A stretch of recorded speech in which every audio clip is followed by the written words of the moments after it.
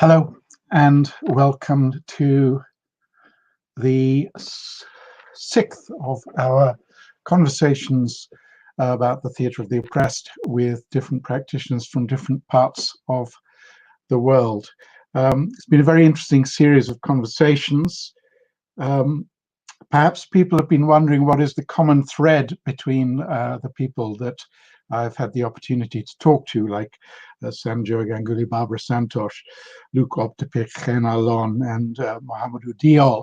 And the common thread so far of these conversations is that all the people I've spoken to are people who have started theatre of the oppressed based or centered organizations or companies in different parts of the world.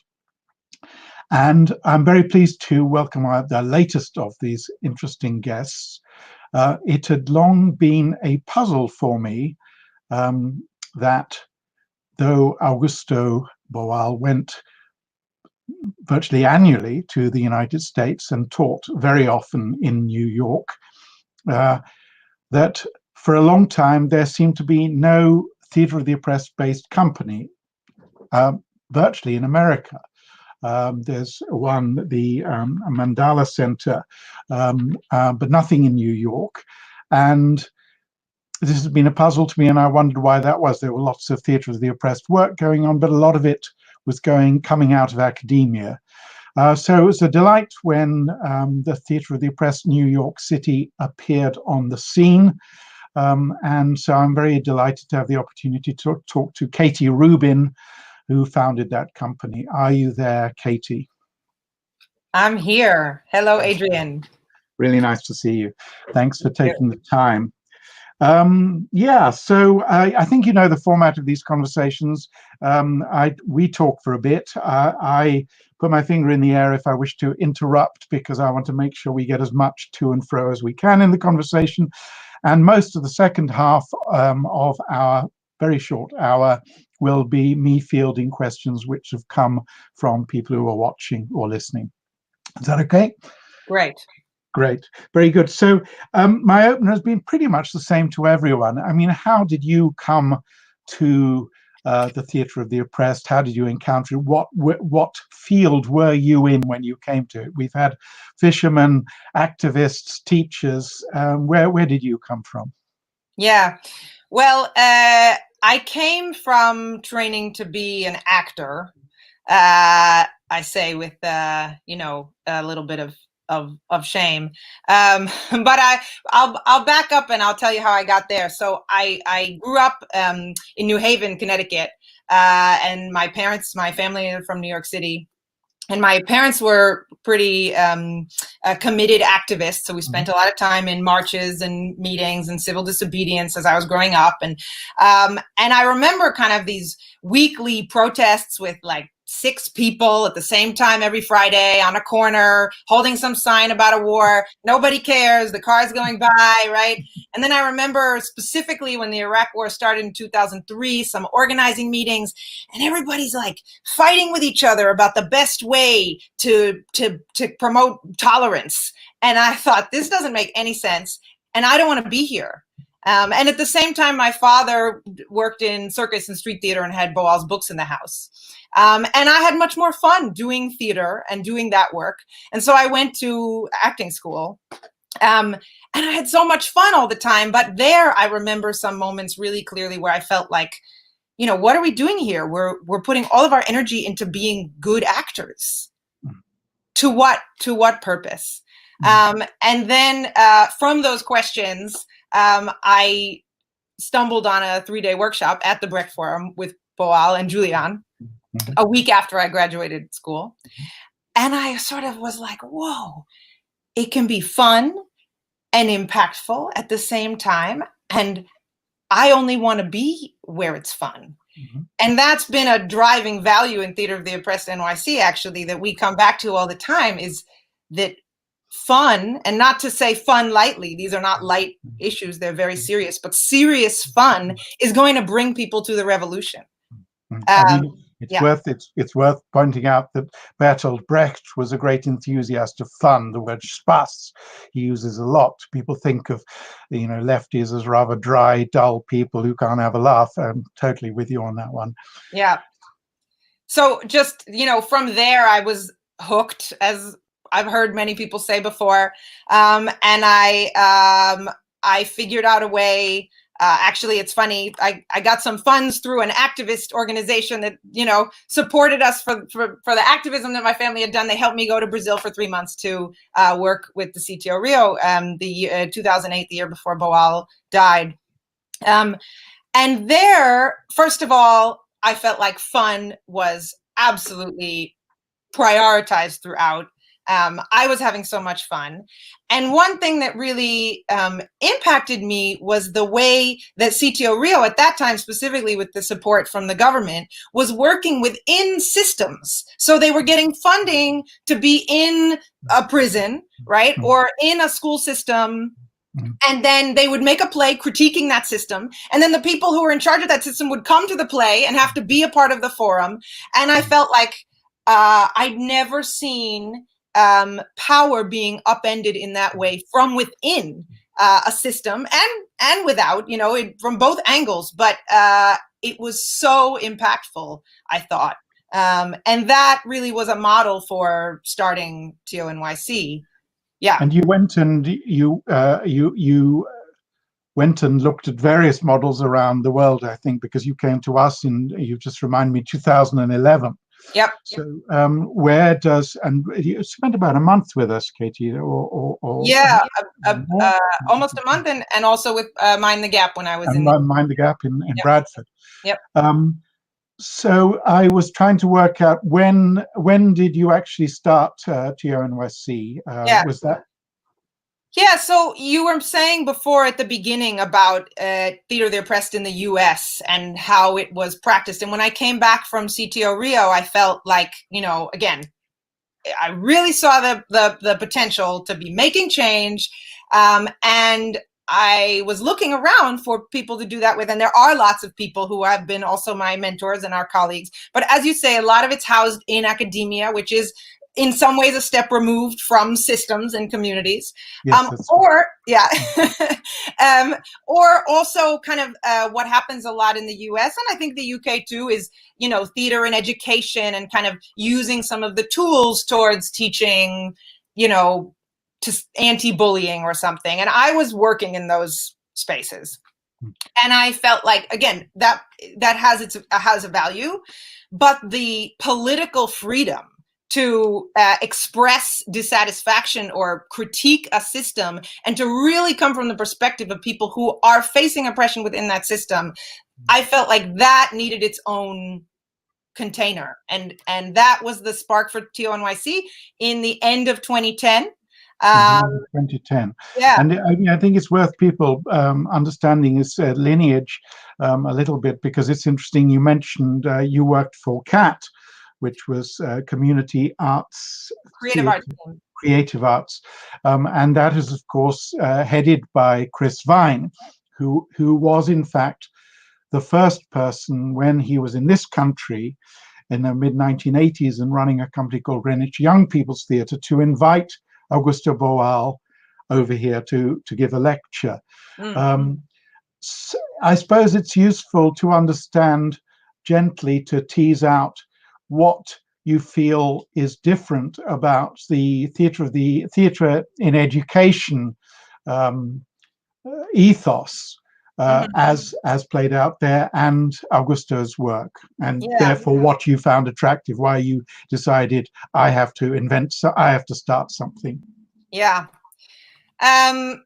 Well, this leads to kind of a really big question about working within systems and how the kind of political values of theater of the oppressed sometimes have to compromise.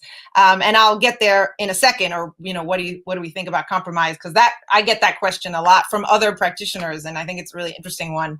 But yeah, I think, my experience was working within education specifically. There were, metrics we had to meet about grades improving and behavior improving. And those metrics were tied to funding, and funding allowed the people to do the work. And I think it's really important to talk about money all the time, and I'll probably talk about it more because money is work, and work is change, and change is work, and all of that.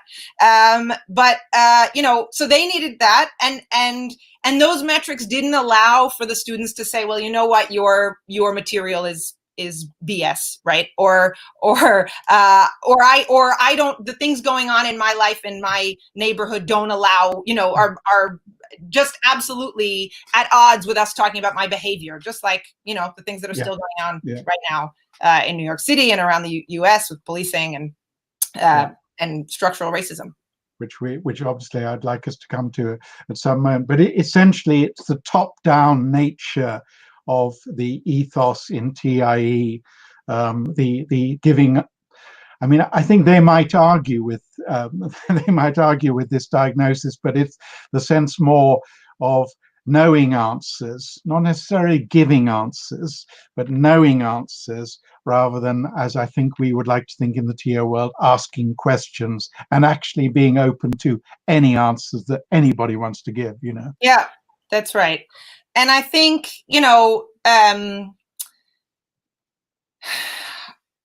what I was alluding to, I think as soon as you build an organization or an institution, you already have, you are beholden in some ways to, there's funders, there's government, there's, all kinds, there's press, there's all kinds of external forces, right? Yeah. And one of the things that we tried to do, and Theater of the Oppressed NYC still tries to do. I don't think we mentioned this yet, but I'm no longer there. I'm now the number one fan, and I'll tell you more about that later. But we tried to kind of, first of all, we said, okay, we believe this is work. This is organizing. It needs money. It needs money to exist. So it's going to be an organization. And people need money to get paid, and everyone's doing work. But therefore, we're going to have to keep pushing back on all those forces of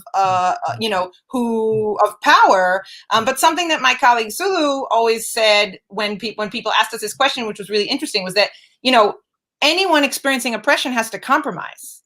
Like, there's no such thing as social change or structural change without compromise, because we're also all existing in a real world right now. And to say that you could do Theater of the Oppressed or any kind of political work without compromise is impossible. Yeah, I mean, I think that you probably agree with this, that the left is particularly skilled at designating virtually everybody else's operation as more compromised than their own, if you see what I mean. There's a sort of notional purity about it. And we used to have this phrase selling out, which people hardly use anymore. But yes, the moment you set something up, of course, you make negotiations. And I suppose the question is simply, do you feel within that you still have enough freedom to be true to the ideals of TO and your own political ideals and thoughts? And I'm presuming that's what you felt you could achieve it. I keep wanting to call it Tony C, because we jokingly call it that here, but I know it's Theater of the Oppressed New York City. Could you just tell us a little bit about the constituencies that you worked with there, and sort of how you decided that, really? Yeah, so what was interesting at the beginning was that it felt like the growth was really organic, and it was responding to a need for creative tools for structural change that are led by people experiencing the structural oppressions.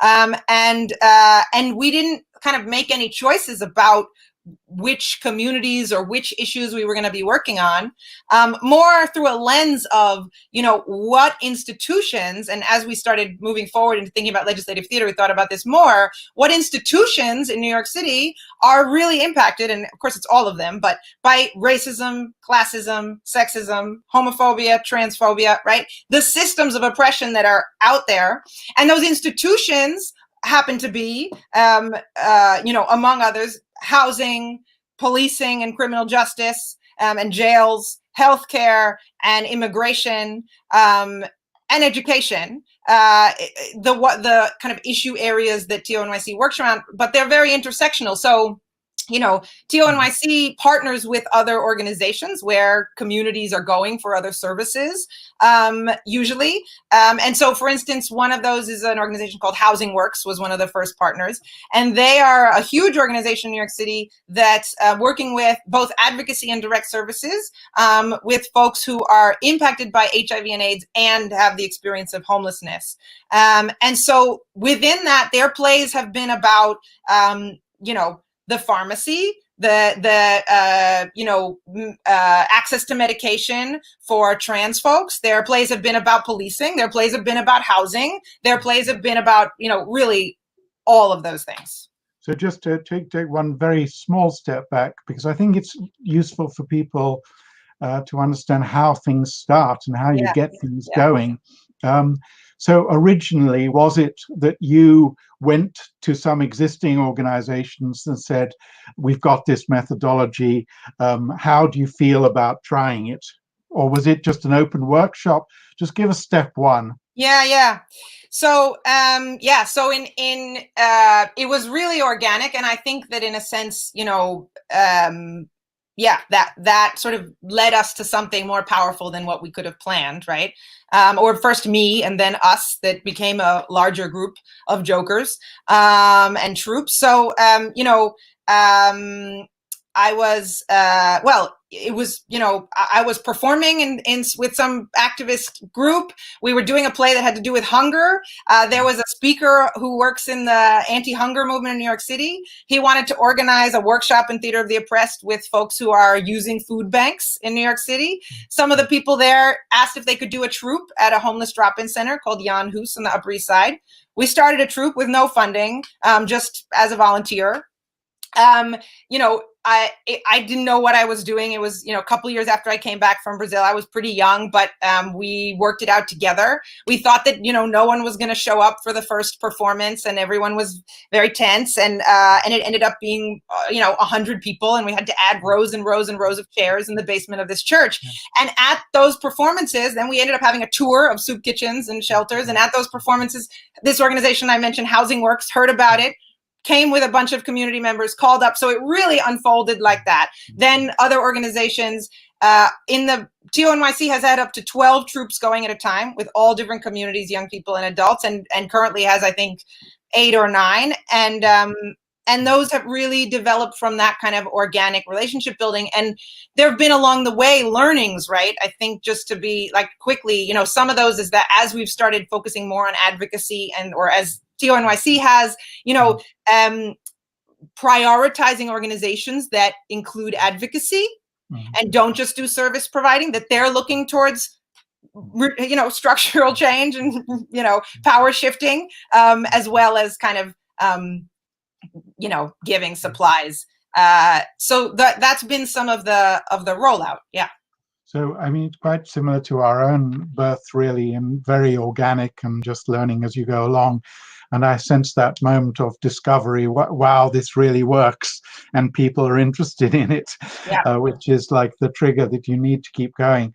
And I suppose an interesting thing to understand now would be, at what point did Tony C move more towards legislative theatre? And is everything legislative theatre now, or is there any just plain old forum? Or no, there's lots of plain old forum. So I'll tell you about that. But just to put in one more thing, because I think we should come back to this at some point, is that one of the things that happened with those troops growing is that the jokers grew, right? And that happened organically too. And I would say that TONYC is not just a community of forum troops, of troops. It's also a community of jokers. There's something like 20 jokers on staff at any one time, and that's been a really important part of the development. So we should talk about it later. But as we were making those plays, with these communities, we started to see, I don't know, I speak for myself, I started to feel frustrated at the end of a forum show because, the police, for example, right? Very topical right now, but topical all the time in the United States. Police violence, police racism. The police would be in a lot of the plays. And I remember one play when the police was stopping a person who was homeless and arresting them for occupying a park bench or something, which is absolutely, you could arrest someone for. And somebody came up and did an intervention from the audience, and they said, my dad owns Krispy Kreme, and so if you don't arrest me, I'm going to give you a lot of Krispy Kreme donuts. And it was really funny, and everyone laughed. And, you know, first of all, like, maybe their dad doesn't own Krispy Kreme, you know, we're not sure. But it also was, you know, making fun of the stereotype of the police a little bit. But at the end of it, you know, and then we talked about it. And of course, we talked about how, whatever, we talked about it. And I went home thinking, like, we're not going to change this is not changing anything. And we cannot put it on an individual to change the rules and policies that the police are following. Yeah. Or the city's homeless services, or the shelters that are unsafe and unsanitary, and all these things. And so I thought, we can't go on like this. Like, it's just not an individual's responsibility. And that is a real challenge of the forum model. Yeah. I mean, that is, of course, one reading of the forum model. It's a trap, isn't it? The notion that you're reading this as it is this person's responsibility to change X, Y, or Z. But it's also a broader investigation and challenge against oppression. I mean, what you're describing is similar to how Augusto decided at one point to move to legislative theatre. But had you seen, I presume you'd seen legislative theatre when you were in CTO Rio? No, they weren't doing any of it there. I had just talked to Olivar about it. Okay, nope, okay. None. Okay, so right. I remember that I called you, I called Luke, I called Tim, I called Olivar. I said, you know, we've got legislative theater, the book, but we still can't exactly figure out how it happened. So does anybody remember? Right. And we did a first legislative theater festival, essentially, in 2013. And, you know, we had the problem, of course, that, you know, Boal was a council member and we were not. So we had to bring the decision makers, the council members, into our space. And in the first time we did this, we had no relationship with those folks. We didn't know how to get them. You know, we just called over and over and said, we have this event. And we figured out, again, kind of accidentally, that, you know, they'll want to come to some issue that they're sort of related to, either personally or on some committee. So, you know, connecting and, you know, we had a council member who studied theater in college. He was always a reliable one, right? So there was that, and doing a little bit of research.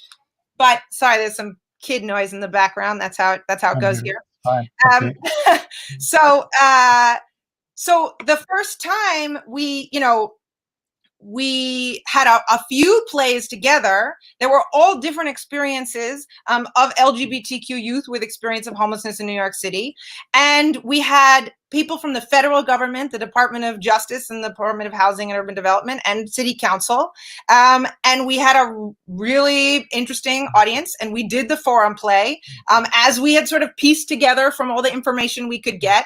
And then we had the interventions, but the interventions led to a conversation about what rules and policies does this intervention reveal, either that are missing or that are problematic, that need to be changed, or that needs to be, you know, struck down. And then the audience were invited, the spectators and the actors, to write policy ideas inspired by those interventions. And then we actually, you know, did the kind of what Boal called the metabolizing cell. You know, and in Rio, I know this would take days, and it really does take days, because policy takes a lot of nuance and debate. And we in New York City, at least in the first iterations, did it in the live space. And I think that has a lot to do with New York City. It's a place where people are busy, and, right? They have 2 hours for you, and you better get to the end of it. Am I right in saying that it's still the sessions now? I mean, they don't take days, but they are longer than a regular theatre session. So it tends to be bringing people together for a whole afternoon, and the legislative theatre is only one element of the day, as it were? I mean, so TONYC has now experimented with a lot of iterations, and I currently here in the UK am also experimenting. So, for instance, there were iterations while I was still there where we did a tour of forum shows and gathered policy ideas, and then did some of the sorting behind the scenes, and then came back for a legislative theater event with the decision makers and actually improvised the amendments. So worked from some proposals and had people improvise and problematize the amendments on stage and then take a vote. So there have been all kinds of iterations of that process. And it's, you know, I think so sometimes it's really exciting to do it all in an afternoon and get to a vote. But really, if you want those policies to move forward, I think it's a long game. It's a long game. And one of the issues, I mean, I remember when you contacted me all that time back about various legislative theatre issues, and I think I pointed you to one that had happened in this country, which is Theatre Forum Cymru, which in the, that's Wales in English Cymru. They had done an amazing experiment, 2 women, and started this organization at the same time the Welsh Parliament came into being, and they managed, very similar to Augusto, to create about 20 groups, each with their own joker in a short time. And then when the Welsh Parliament opened, they pitched a tent outside it and they played these forums day after day, legislative theatre. But the frustration they found was that was it, and it was just too easy for people to pass through and say, oh yeah, no, I agree, well done, no, I'll do something. And nothing happened. Now, obviously, your model is about trying to make sure something does happen. How much resources do you guys, or your TONYC, have to put into the follow-up bit and the chasing down bit? Yeah. I mean, I would say that one of the things that happened between first doing legislative theater in 2013 and currently in TONYC and just understanding legislative theater is that, you know, advocacy and being part of campaigns and coalitions became a core part of the work. Right. So I'll give you a few examples, like the jokers and actors get paid to go to other organizations' campaign meetings and report back, and then inform troops that are developing plays about what are the issues that are hot or going to go somewhere in the city council or in another kind of institution. Because if there's a play that kind of aligns with some of those issues, that's ripe for legislative theater. So first of all, understanding what is happening in the rest of the city, building those relationships so that so legislative theater, we all started to understand, can't be a festival on a theatrical schedule. It really needs to be on a political schedule, on an advocacy schedule. So there became a rapid response troupe, which I think is actually having a couple of online forum performances in the next few weeks. Right. And that troupe is made up of actors from all the different troupes, and they bring together repertoire from all the different issues, and they rehearse it all the time, and they literally respond on a day or two's notice to do a protest performance, to do a protest at a campaign meeting or a rally or a teach-in or in the city council chambers, which we've done, like all of the above, right? And so that became a big investment, hiring creative advocacy staff whose job it was to research that work, and everybody building relationships with the policymakers and the advocates and activists in the city.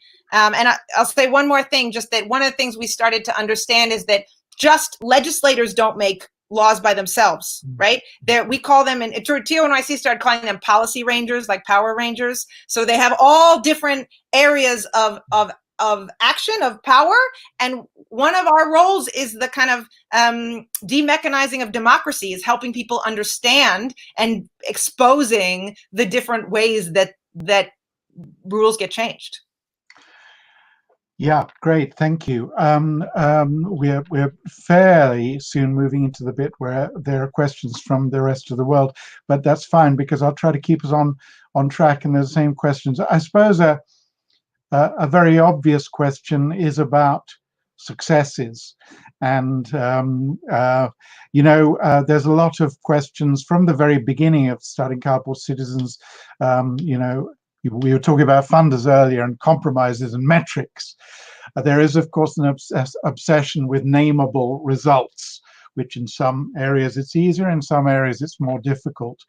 Are there some things you're particularly proud of during your time at TNYC in terms of results, whatever that might be?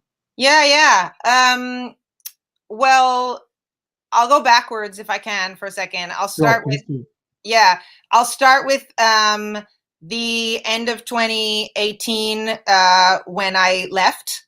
I'm proud of the whole organization for how we thought about transition and leadership development and undoing power and undoing white supremacy from within our organization. And I think one of the things, when it's worked for TNYC and when TNYC has done it, is to think of the organization as a forum play constantly. So foruming the play and applying the understanding that we're growing and growing, into about structural problems to our own organization. Right. So I'm proud of that. So that's the thing you're proud of. I suppose I'm also interested in legal changes. So, there's quite a few things that changed, as well as you say, all the things about kind of people getting more involved in democracy, people people taking individual actions. But I'll give a couple of quick examples. So in one year, there was a play, in one year there was a play, and I do love to tell this story, but it was just a very powerful situation with queer youth who had experienced homelessness. There was a trans woman of color who had experienced domestic violence, and the police were called, not by her, to the apartment. And they came and they knocked on the door and they asked to see her ID, which is what they do. And her ID didn't have her name or her gender pronoun on it, because in New York State, you couldn't change your legal identification without a surgery or some other kind of heavy-duty doctor's proof that wasn't accessible to a lot of people. And they said, well, you have fake ID. And instead of addressing what had just happened for her or supporting her in any way, and this comes back to just put in a plug myself for defunding the police in New York City and reinvesting in other ways of supporting communities. But that's something that's working on in New York City, that they're working on in New York City, and that TNYC is working on right now. We can come to that. Yeah. So they searched the house, or her apartment, and they found syringes that she was using for hormones, and they accused her of having drug paraphernalia, and they arrested her. So many problems. Policy problems, structural problems that the audience identified in that play. But there was a council member there, the chair on immigration committee, who had just proposed, and the audience and the actors knew this, an NYC ID. It was the second in the US that would be accepted legally by all New York City institutions, and that anyone in New York City, regardless of immigration status, could get. And the audience said, well, this could also impact trans and gender nonconforming folks in New York City, right? And we should be able to sign up for this ID without any proof of our gender pronoun, or even, they said, having to list a gender pronoun at all, which was pretty radical for an ID, although why do you need it? And that was debated, that was voted on as one of the proposals. And it aligned with some advocacy that had already been going on in New York City. But there was a real kind of personal story there, and the council member who was writing that bill right then was there, and he stayed for an hour afterwards, and he talked to the actors in the audience more, and then in 3 months that got voted in as part of the bill, and it's impacted literally millions of New Yorkers. And he points to that story as one of the time when that became really real and important for him. So that's one example. And what happened from there? Yeah, I'll stop there. No, that's obviously a fantastically powerful example. And I'm wondering whether one of the reasons legislative theatre has taken root rather well in New York, when we spoke at the beginning of the comparative lack of TO across the states in terms of companies, is the system that actually states can pass their own laws. And it makes me think of Augusto's beginnings when the Rio City Camera could actually make laws. Yeah. Of course, in this country, I mean, we can come in a moment to the work we're doing, some of it together, and the work you're doing, some of it with us, some of it with others in this country. it's rather more limited, of course, what Yeah. effect you can have, because we don't have this system of states having their own laws. Yeah. But I wanted to pick up on that point. Do you think perhaps one of them, and it's always a question of like, what can we actually achieve? And there's this, hunger to achieve something, to do something. And the story you've just told, I think, is a sort of illustration of, we can really add a missing element to a campaign. We perhaps can't necessarily we're unlikely to be the beginnings, initiator of a campaign.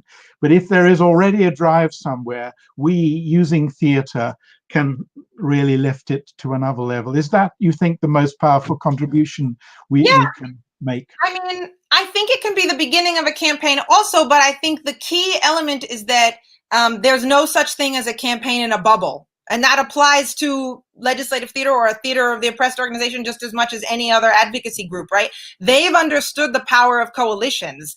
And, TONYC signs on to coalitions. And I'll say, one of the things as we went along, we learned that, there's this sort of myth that organizations can't be political. And at least in the States, that's a myth. But when you research it, you can spend 15% of your budget on lobbying. And we said, okay, we need to be able to support the advocates who are asking for things, like TONYC is really responding to the Black Lives Matter movement right now by supporting the campaigning of their partners. And in order to get them to support the ideas that come from legislative theater. And that's the reciprocity that's key. And that's how there is going to be concrete change coming out of legislative theater policies. And there's been plenty more. That's a sort of very clear and neat story, but there's been lots of kind of even out of one of those events too, the Department of Housing and Urban Development, which is federal, started an interagency working group on LGBTQ youth homelessness that had never existed before. From coming to a legislative theater event and seeing that all the stakeholders are actually together and that the issues are, intersectional in so many ways. So, there's so many things that can be done, but I think the key is that I think it can't just be from the arts perspective. It really has to be in coalition. And just a final question on that, really, I suppose. I mean, it's interesting, your point about, can organizations be political? The laws are pretty clear in this country in terms of a charity. But of course, it really comes down to what your definition of being political is. And that's the room that we have for maneuver. Yeah. As you know, we have been doing our own legislative theatre experiments, some of which you've been involved with. Would you like to speak just a little bit about Manchester, which I know you're even more involved with now, and why the conditions might be right there for a legislative theatre process? Yeah. So actually, I mean, it's a great follow-up to what I was just kind of emphasizing about coalition, is that in Manchester already, and TONYC had been very inspired by this. In fact, you met, again, my colleague Sulu's longtime joker at TONYC in Brazil with One Voice Exchange. And Sulu came back talking about the Manchester Homelessness Charter. Yeah. And the work that was going on in Manchester, where arts and business and government and charities were all working together towards some really clear outcomes of ending homelessness with the support of the mayor and the local authority, with the caveat that local authorities have less power here, but they do have some, and there is some budget and autonomy and some not, right? But there's a lot of work happening. And to the other point about policy is not only legislation. Policy is what a charity does. Policy is what an arts organization does. Policy is what your family does. I think there's so many ways to think about policy. It's a marker of a structural change. Right? That's what it is. So in Manchester, that kind of coalition and that bringing all those different sectors together and valuing the arts already was a really clear tie-in. And there's been an emphasis in Manchester on what they call co-production here, right? Which is that change is being led by people who are directly impacted by the problem. And of course, this model is a really clear model to do that in. That I think, just kind of sticking Post-it notes up on a chart paper doesn't exactly hit. So, I mean, I think it's probably fair to say that in Manchester, Andy Burnham has shown, in the same way we're talking about, can a theatre company, can an organisation be political? He's shown, as you're saying, that though there isn't lawmaking possibility, a council has power to affect change if the will is there. I mean, it takes me back to the great days of the GLC, when the Greater London Council really made change in London, because they worked out we can actually do much more, even though, of course, councils have been more limited since then. Okay, I'm going to come officially to one or two of the points coming up on the internet here, okay. One I think we really need to talk about a bit anyway would you like to talk a bit about Black Lives Matter and defund the police and this political moment that we're in? Your thoughts about our reaction to that as a community, if we are a community, the Theatre of the Oppressed community, and so on. So I think, there's a lot to say, and most of it is not for me to say. And my sort of intention is to follow Black leadership and follow the organizing that's happening, in New York, but also here in the UK. There's certainly organizing happening, and it's touching on racism and colonialism here in the UK also. I would say, well, one thing is that, to be a broken record, like, structural change is needed. Yeah. So if police are killing Black people over and over and getting away with it, that is a policy or a lack of policy that reflects deep-seated racism in the United States. And so the campaigns, the organizers have been ready for this moment, right? And they're saying, you know what, for example, in New York City, the budget for the police department is $6 billion. The budget for health and hospitals, I just learned, is $1 billion. During coronavirus. So there's a campaign to, in this coming year, and the budget has to be decided by June 30th, for the New York City Council to reduce the police budget by $1 billion down to $5 billion and reinvest that money into communities, specifically communities of color, communities that are impacted by health and housing and all these things. But there's also really creative imagining, and this is where I think Theatre of the Oppressed also can help come in or be useful, in terms of other kinds of resources that can be used for community health and safety than police. So I know you're not there anymore, but I know you're also closely aware of what's happening there. Is TONYC able to use this sort of rapid response capability to respond to this moment? Because another thing is a challenge for all organizations is to, and for us as well, to react quickly enough. And sometimes the more official and the more staff an organization has, and the more it is curtailed in its ability to react quickly to things. We had 10, 15 years ago, we had something called the Rapid Response Unit as well, with the idea that this could make a piece really quickly and almost be separate to go on demos or whatever and present something. TONYC doing similar something? So TONYC is, like I said, I think they're, they, as they always do, but they're trying to figure out how to be useful. So sometimes that's using their work time to make calls to council members and support organizing groups, and they're doing that. I know that during the coronavirus and continuing now, they've been offering free workshops to organizing groups that want to generate creative ideas for their own strategies. So I think that's a really clear and concrete way to support. The Rapid Response Troop is in conversation with all of those groups, and if when a creative or theatrical strategy is needed, they will be called on. And I think just like every organization, I think the work has to be done internally and externally, right? So TONYC is POC led, but just like any other organization, that doesn't mean that they don't have anti-racism work to do, and we all have constant anti-racism work to do. And I think in the TO community, we have anti-racism work to do. And I think that, one of the things, there's been a thread a little bit, or I know you were talking with Luke and with Barbara about training and supporting new jokers. And I think that investing in training and supporting new jokers from within the communities that are making plays that are directly impacted is one of the ways, right? Really flipping around leadership. One of the ways that organizations or communities or TO can stop being so, white as it often is. There's a question about, thank you for that. I mean, joker training is, of course, an absolute priority, and we were talking at the beginning about multiplication in different ways, and there have been different models all around the world. And from the very beginning, it's been important to us. As you know, we have one of the world's great jokers in Terry O'Leary, who came from a community that she can very well play back to, if you see what I mean. So totally get that. Rosa McCreary, who you probably know, who you do know, of course you do, is asking a question: does making theatre which has a legislative change objective restrict or condition the theatre forms you can use? It's quite an interesting question.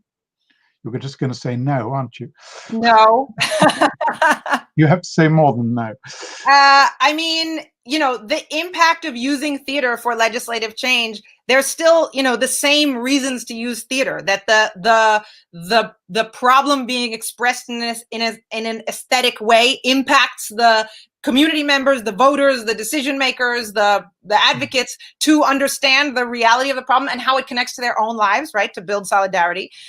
So that can be as theatrical as you want it to be, and as musical or artistic and all of that.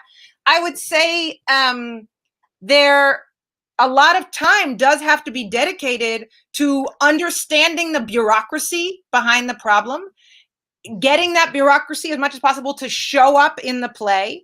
And if that's time that maybe is not spent on making your transitions, smooth, like, to me, that's an easy toss up. And also, those are not values necessarily that everybody has in the theater. So, I think TONYC has values, has an aesthetic that, or sort of responds to an aesthetic that's about rough and gritty and quick. And it's also about how to keep it accessible, right? People come to rehearsals at TONYC once, and then 4 weeks later, and then 4 weeks later, and they have to be able to jump back into that play, or they only join the 2 weeks before the show. And it's really important to TONYC to keep it accessible. So I think that it can be as theatrical as you want. I do think that TO can think about, theatricality getting in the way of accessibility and of revealing the kind of true bureaucracy and structures behind the problems. I mean, the flip side of that is, of course, that theatricality may sometimes reveal precisely those structures and underneath them, which I suppose is again where somebody like Brecht comes in. Yeah. There's an interesting point which my colleague Gita is asking, and I was also thinking about, because the way you describe the evolution of TONYC and collaborating with activist organizations quite a lot, and making those approaches. I'm wondering whether it affects the makeup of the participants and the groups and so on. Gita's question specifically is, in the communities you've worked with, are the people who engage with TO already activists, or does experiencing the work awaken this? That's a great question. My first answer is that, everyone is an actor and everyone is an activist. So, yes and no. And I would say, not necessarily. We're not only going to people who've been in campaigns and in marches and right. We're specifically just like making any forum or legislative theater play, starting from people saying, I have a problem. Right. I want to make a play about how to change the problem. So it's people who identify that they have a problem. And I think that people who identify that they have a problem and that is related to a structural oppression, that makes them an activist, no matter what other actions they do. Often they become more traditionally activist through the work. I mean, oppressed communities do not always know, because they're so busy being oppressed, frankly, that they don't always see those oppressions, and some of the work is surely about exposing that. It's interesting, our own history in connection with activism or not.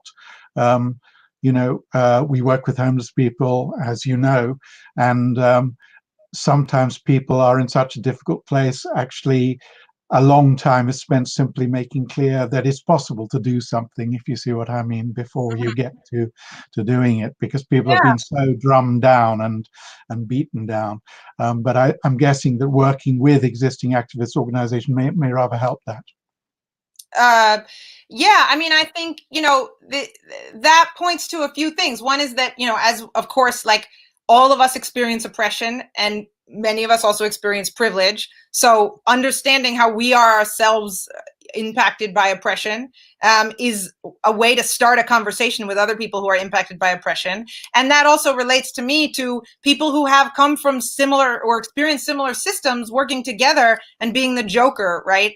And I think, Sanjoy once said something to one of our other colleagues who was once at the festival about the patriarchy of the Joker, which I think is really great. And one of the things that TONYC has worked on, and they have monthly Joker workouts as a way to continue training for this big group and practice and whatever, and sharing. And that is like all the ways in which the Joker doesn't need to speak. And then also, of course, who is the Joker? How does that relate to what the experiences of the actors are?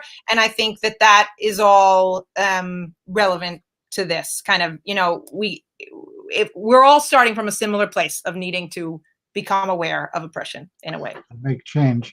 I warned you that Amit Ron asks the same question every week. He says, this time a small modification to my ritual question. In this structural change using of theatre, who are, if any, actually the oppressors? It's quite a variation to his question, actually. What are your thoughts on that? Or a more general question about how you deal with the notion of the oppressor and the participation of the oppressor. I suppose this goes back a bit to Barbara's, the interview I did with Barbara.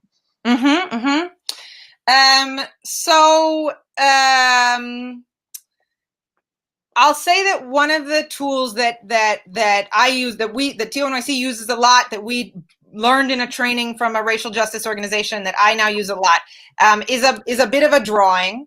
And I'll just describe it quickly. So in the outside of these, there's 3 concentric circles. In the outside, there's the systems of oppression. So racism, classism, sexism, etc. And then in the first circle, there's institutions. So healthcare and housing and policing and family and church and politics, etc. And then in the next circle, there's interpersonal. So there's the characters in those institutions. And in the inner circle, there's internalized. So there's how those systems of oppression in those institutions enacted by those individuals harm us or change the way we think about ourselves, or, and we do that to identify first settings and characters, right? But also to start thinking about bureaucracy. So I often, like, someone will have an interaction with a housing officer or, someone at the front desk. And then we need to think about what kind of gatekeeper, right, they are, what policies they're responding to. How do we find that out? So that's political education and organizing already that the troupe is doing, or the actors are doing together. And then how do we reveal that in the play? And so it's not necessarily about whether any one individual is evil, and that frankly is not interesting. It's about how institutions are enacting systems of oppression through roles in those institutions, and how we need to break those systems, undo them, liberate them, change the policy or the individual's action, or all of the above probably, in order to get the human rights or the kind of, the things we need. So that's how we think about it. I mean, I think often people come to TO thinking that there is this binary, and I suppose Augusto set it up with these 2 terms, oppressor and oppressed. The thing to be clear about is that we are not forgiving anybody for their bad behavior. What you're saying is sometimes we may bother to understand why systems cause people to behave less well than we would want. I think we always need to, because otherwise we're not necessarily going to be making a change that's going to impact more people than just us. I think we always need to be thinking about how the systems are, making that person do what they do. Because even if it's not, a rule in their space, it's a cop in their head, and that's a structural too. Yeah, I suppose I'm thinking of how much time and space one has in any given forum to explore all possible areas. So, for instance, in a forum which is dealing with domestic violence perpetrated by men, one may a room may choose rather more to focus on acts of resistance which can be enacted against that than the systems which cause men in those conditions to behave like they do. That obviously we must explore that at some point as well. Whereas with the bureaucracies you're talking about, it's easier in a kind of way to see that we. Yeah, but I mean, I guess I would argue that we always need to be doing both, and there's change happens on an individual and a collective and a policy level, and in many ways, I think those are inseparable. Yeah. Yeah. And we're into our last 5 minutes or so. So I suppose it would be one of the things would be interesting to hear is where you're going now, what you're doing now, and what you want to achieve in this, having stepped away from TNYC. Yeah. So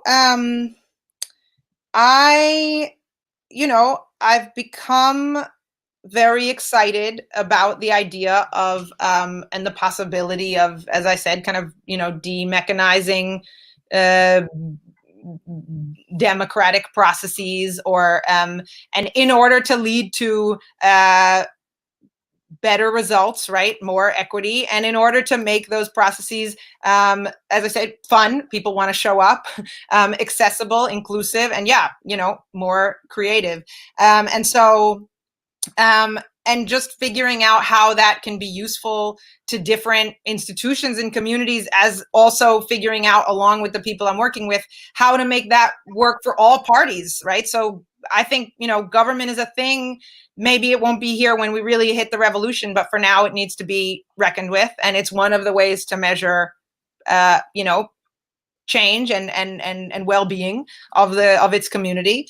And so here in Manchester, I'm working, as we alluded to, I'm working with the local government to do 3 legislative theater processes towards a 5-year homelessness prevention strategy. And all of that is being co-led by a cohort of facilitators in training who have all been impacted by homelessness. And I think that both of those things, like, actively sort of supporting or thinking about leadership change and power change all the time in terms of who's leading the work, and then just actively thinking about ways to kind of mess with the rulemaking process and encourage rule makers and rulemaking systems to take more risks towards better outcomes. And I know we mentioned kind of what does the pandemic also mean to this at some point. And, again, I don't think that I really have that much, wisdom or even anything to share. But one thing that I've been thinking about is, here we are, like, everyone's stuck inside in some way, right? We're sort of, and I think, like, what a great time to, like, secretly change things, and no one's going to know. And then we all come back and it's like, like, oops, we've got different jokers, or, oops, there's a different, I don't know how it happened. Like, it was I don't know, it all came out of nowhere. Like, so kind of thinking about these moments of change as an opportunity to take existing power structures by surprise. And then they can't do anything about it, maybe. Sounds exciting. I was just to circle right back to where we began. You were training to be an actor, and you made an immediate apology after you said you were training to be an actor, which seems a little bit hard on actors. But you see your future now entirely as a sort of agent provocateur in places. And not probably forming necessarily another organization, but being an agent provocateur in different organizations and a multiplier of the methodology. Is that where you go? And no part of you harks back to the fun of acting? Or? No, absolutely not. Absolutely not. Okay. That for sure not. And why are you so hard on actors? You feel I'm not. I'm not hard on actors. I love a good play or a good movie. I do. But I think, I just... You want to do more? Well, it's not just do more. I guess in my worldview, like everything that we do should be moving something forward. Mm-hmm. Mm-hmm. And even, pure beauty should be moving us forward towards something. Mm-hmm. And so I'm just much more invigorated by things that are actively moving us forward towards concrete change. Mm-hmm. And I think of the whole, of the theater that I see, such a tiny, tiny percent of it is actually moving anything forward. And for that investment and energy, it's not for me. That's not the place where I could be most useful. And I think there's a lot that the arts community can think about in terms of how they are, what kind of change they're impacting internally in their community as well as externally. And I would say to your other question, like, I don't know what is in the future. And maybe that's a lesson that I learned from TONYC, is that, trying to control what's going to happen next, although there's some institutional element to it, right, is a way of not listening, right? A way of not listening to what's happening in the community, or a way of kind of, acting from a position of power. And I wonder if that, so, I don't know that was what I learned in the institution, but I think that there's something to that, right? When forum, we're so willing to end the forum going, well, we didn't come to a solution. We just learned a lot. And I think there's something to be said for, applying that in outside the theater space too. That's a wonderful closing note, and it's such a delight to talk to you. And I know you're going to bring your incredible energy to all the next things that you tackle, even if you're stepping into this space of the unknown, as you describe it. Thanks so much for talking to me. Thank you. And look forward to seeing you soon in a real world, possibly. Okay, you too. When we can meet. Thank you so much.